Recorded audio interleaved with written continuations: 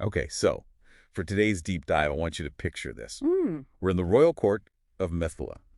It's King Janaka's court. And the room is it's packed. Packed with, like, the most profound scholars of the age, the best of the best. Exactly. And then a 12-year-old boy walks in. Yeah. But his body is twisted. 8 distinct deformities, the texts say. Yeah. And these supposedly wise, enlightened men, what do? They laugh. They burst into open laughter. It's just a brutal moment. Yeah. But it sets the stage for everything that comes next. It really does, because that boy was the sage Ashtavakra, and he was about to deliver a teaching so radical, it bypasses everything. And his reaction to the bullying is where this whole thing just hooks you. He doesn't get upset. He doesn't cry. He laughs back, louder than all of them. Which you can imagine just stuns the room. King Janaka asks him, why are you laughing? And this is the comeback, the ultimate mic drop. He says, I thought I was coming to a gathering of wise men. But I see I've stumbled into a gathering of shoemakers. Yeah. Shoemakers. Okay, we have to unpack that because it sounds so specific, so random, but it's not. It's a perfect surgical insult. Because what do shoemakers work with all day? Leather. Skin. Exactly. He's telling them, you are experts in skin. By judging me on my physical body, you've proved you can only see the exterior. You're blind to the Atman, the self within. That is just brilliant. If you can't see past the wrapper, you have no idea what's inside. And the text has that great metaphor. It says, just because a temple's walls are curved. It doesn't mean the sky inside the temple is curved. Precisely. The formless self is totally unaffected by the shape of the body. So this rebuke just floors King Janaka. Completely. He realizes his vision is superficial.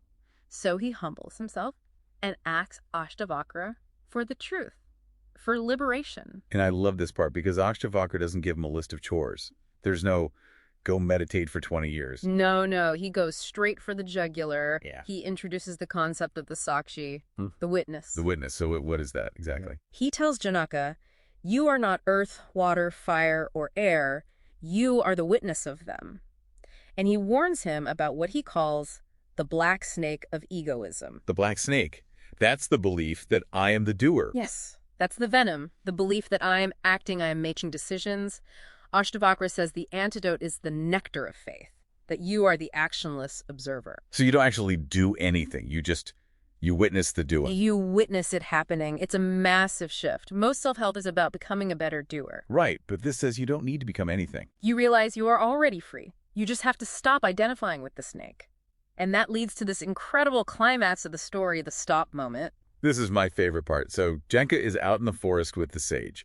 He's about to get on his horse. Right. He's got one foot in the stirrup and the other leg is swinging in the air. He's literally suspended between one action and the next. And in that split second, Ashtavakra yells, stop. And Janaka just freezes.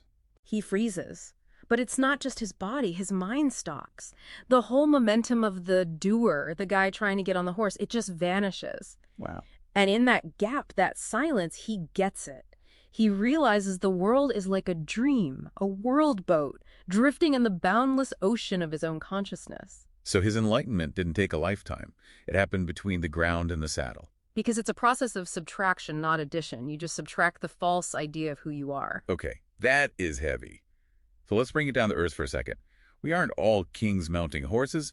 How can you use this? Well, the text offers something it calls the lion's roar. The lion's roar. Yeah. Instead of the small thought, I am helpless, the seeker is told to roar, I am the support of all. That's a huge psychological pivot. It is. You go from feeling like a small object in a big world to realizing the world exists within your awareness. It's cosmic level confidence. Exactly. And it leaves us with this final provocative thought. It's called Ajata Vada. It suggests that both bondage and liberation are actually illusions. If the sky inside the temple was never curved... You never needed to straighten it. You were never bound. Yeah. So what is there to be liberated from? So even the search for enlightenment is a kind of trap because it implies you're missing something to begin with. In a way, yes. The final suggestion is to give up even the struggle of meditation. Give up meditation. Because trying to do it implies there's a you who needs to achieve something. Instead, the final instruction is simply be quiet. Just be quiet. Sounds so simple, but that is a lot to chew on. It really is. It challenges everything. So, a thought for you today. Are you the shoemaker staring at the leather, or are you the sky inside the temple? Thanks for diving deep with us.